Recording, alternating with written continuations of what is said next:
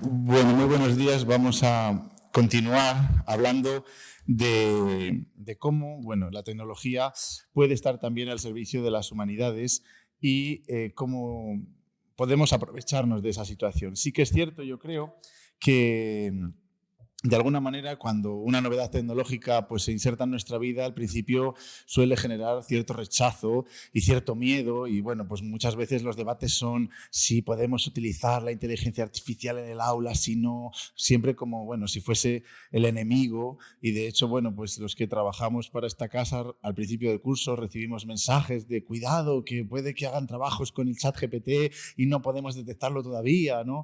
Como siempre muy alarmistas, mensajes muy negativos. Sin embargo, bueno, queremos nosotros, tanto mi compañero como yo, de alguna manera agarrarnos a la realidad de la tecnología en la vida. Es decir, una vez que una innovación tecnológica entra dentro de cualquier ámbito de la vida, tanto sea profesional como personal, en realidad es muy difícil que eso se revierta o controlarlo de alguna manera. De manera que solo podemos rendirnos a la evidencia de que esto se utiliza, se va a utilizar cada vez más y que de alguna manera tampoco podemos crear como una especie de regulación, como podríamos pensar en el uso del móvil en la clase. Pues bueno, al final, cuando yo, por ejemplo, estudiaba, que ni existían los móviles, cuando empezaron a aparecer era algo terrible, ¿no? Que alguien apareciese así con su teléfono móvil en la clase, era una falta de respeto y tal y cual. Y hoy en día creo que todos asumimos que de vez en cuando un estudiante saca el móvil, mira lo que sea, se lo guarda y nos parece todo tan normal.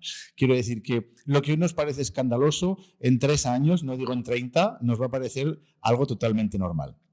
De manera que es verdad que las humanidades siempre tienen como ese estigma de, como decía nuestra compañera Amor, ¿verdad?, de estar un poco apegadas a la tradición libraria y textual. Y no tiene por qué ser así. Es decir, las humanidades yo creo que son una rama del saber como cualquier otra y se pueden beneficiar y aprovechar de la tecnología sin ningún tipo de prejuicio ni de problema. Sí que es cierto que asumiendo, obviamente, que bueno, esto conlleva un cambio en el paradigma laboral. Nuestra compañera Susana lo sabrá bien, que está allí en Soria, en la Facultad de Traducción, ¿verdad? Obviamente no trabaja un traductor igual en 2024 de lo que trabajaba en 1970. Pero no pasa nada. Quiero decir, el mundo ha cambiado y el trabajo de un traductor también ha cambiado y seguirá cambiando. Y quién sabe si dentro de un tiempo inventan un dispositivo, como ya hay, que te lo metes en la oreja y te va haciendo una pseudo traducción simultánea. Pues puede que suceda, pero quiero decir, bueno, pues se cambiará el paradigma laboral, igual que se cambió en un momento en el que yo siempre pongo este ejemplo cuando hablo de estas cosas, de, bueno, pues mi padre fue alpargatero, mi abuelo fue alpargatero, mi bisabuelo fue alpargatero, pero la gente ya no usa alpargatas, entonces yo ya no puedo seguir trabajando en las mismas situaciones, con las mismas condiciones, con las mismas herramientas. Pues esto es igual. Nosotros tendremos que seguir enseñando griego, tendremos que seguir enseñando historia del español, tendremos que seguir enseñando lo que sea, pero no podemos seguir trabajando como se trabajaba hace 100 años. Y yo creo que querer ver en lo que debe ser algo que nos facilite la vida el enemigo es el primer error que solemos cometer. En ese sentido, nos hemos planteado qué podríamos aportar nosotros en estas jornadas. Y es una reflexión acerca del cambio del lenguaje propiamente hablando. La sociedad no es igual, pero es que el lenguaje tampoco es igual. Incluso lo podemos ver en el cambio del discurso académico mismo. Es decir, nosotros como profesores mismamente podemos buscar un manual de algo para algo que queremos consultar, bajamos al depósito y cogemos un libro de Gredos, por decir una de las editoriales que más prestigio han tenido a lo largo de la historia de la bibliografía española, de 1965, 1976, y lo empezamos a leer y decir, ¿qué está diciendo? Es decir, nosotros mismos a veces nos asombramos de la falta de comprensibilidad, si quieren utilizar un palabra, de la falta de claridad expositiva de los discursos académicos.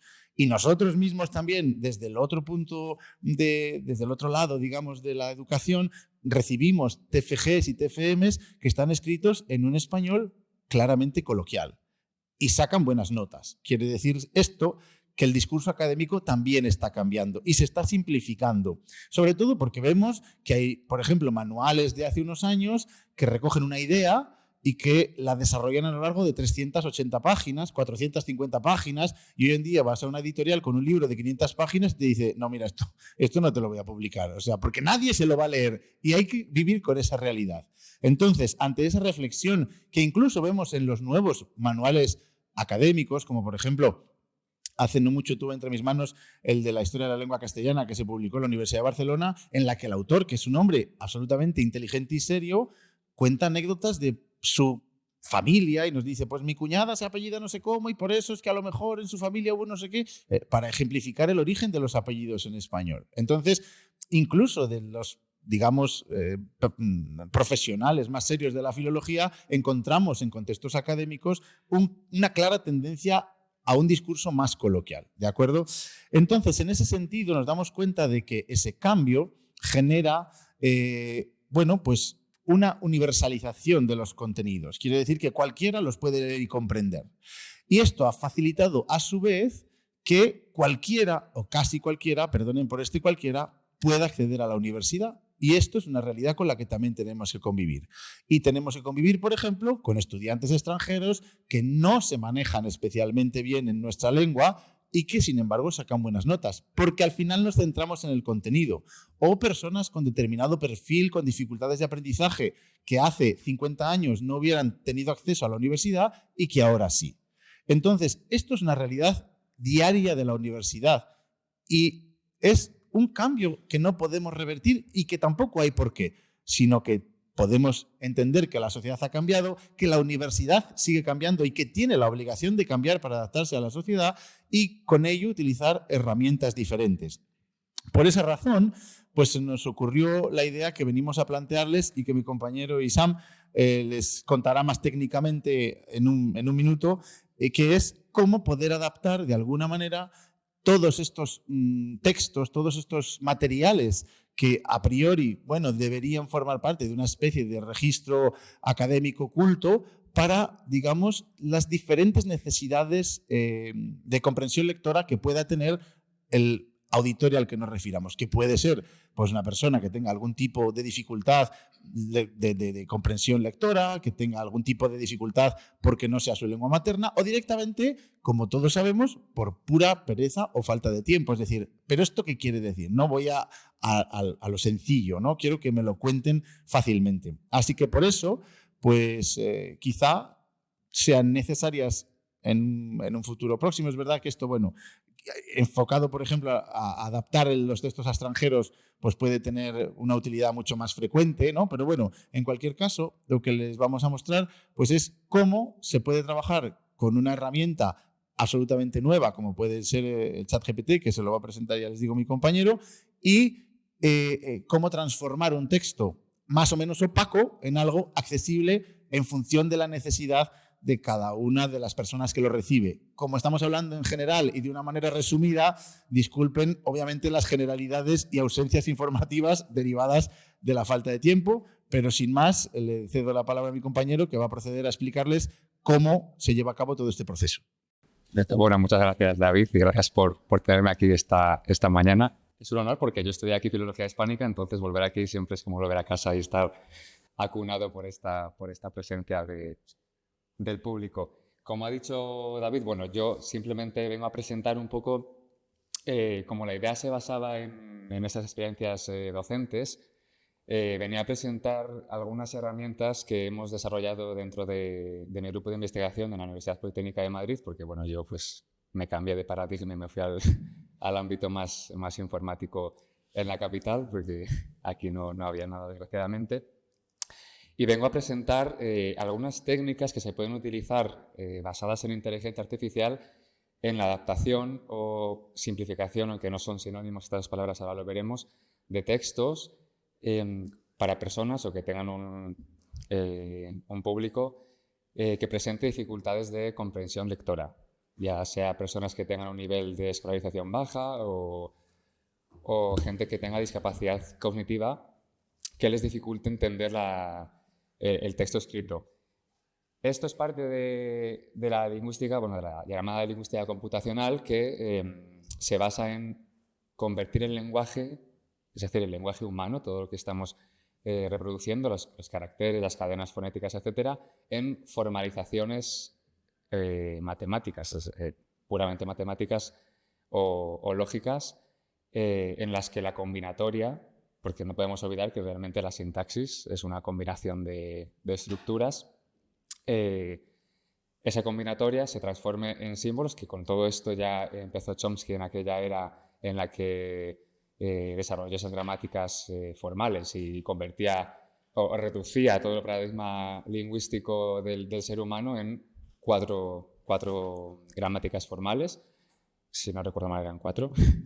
Entonces, la lingüística computacional lo que hace es basarse en esta simbolización para crear un lenguaje informatizado donde las máquinas sean capaces de entender, que como decía antes, me ha gustado mucho la definición que ha puesto Susana, porque es la que siempre también hago referencia yo, la de John McCarthy, que en el 56 definió la inteligencia artificial como aquella disciplina que intente simular o emular el comportamiento humano si es que acaso el humano es inteligente. Entonces, dentro de este paradigma tenemos que convertir esa inteligencia en símbolos, que es muy complicado, como vamos a ver ahora, para poder hacer que las máquinas sean capaces de percibir, razonar y tomar una decisión, que es lo que hacemos cuando, por ejemplo, le pedimos a un asistente virtual como Siri o Alexa que nos realice una acción que le estamos pidiendo.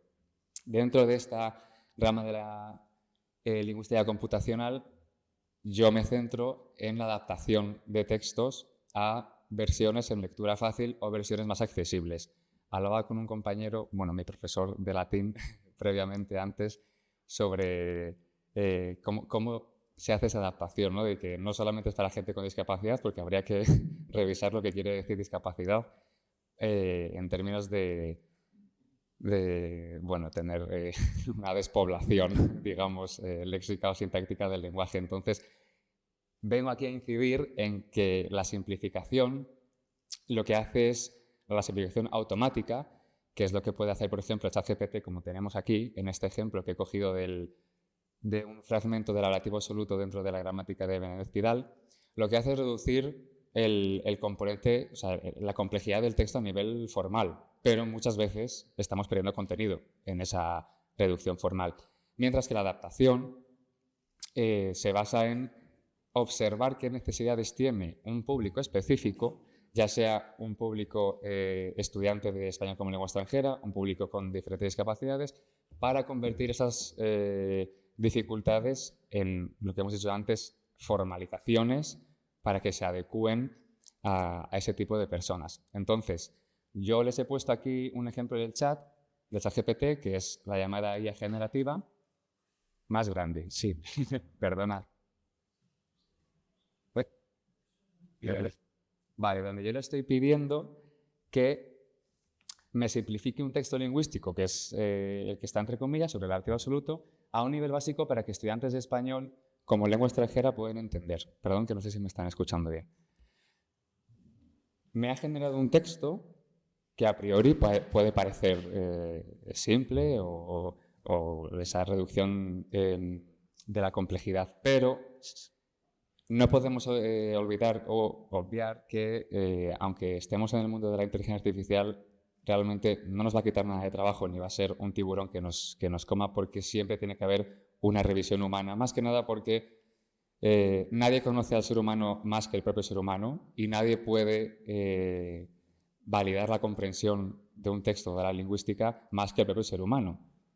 Entonces, lo que quiero que vean aquí es que, como ha dicho Susana, mucha gente se fía de lo que es ChatGPT o cualquier tipo de modelo generativo genere, nunca mejor dicho, pero debemos tener un poquito de cuidado y considerar que se puede equivocar. Entonces, una de las herramientas que hemos creado nosotros dentro de nuestro grupo de investigación es una calculadora de similitud de texto en la que le metes, por decirlo así, de una manera sencilla, como input o como entrada, pares de textos, un original y un adaptado, y te da una puntuación de 0 a 1 porque lo convierte, bueno, esto ya es más técnico, pero en un modelo vectorial en donde los textos se acercan si son más parecidos o se alejan si son más diferentes.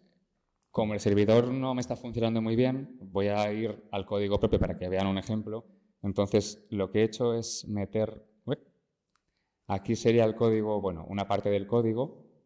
No interesa que con detalle que lo miren, pero para que vean cómo funciona. Y le he introducido los dos textos, el original de Menéndez Pidal y el simplificado por el ChatGPT, para que vean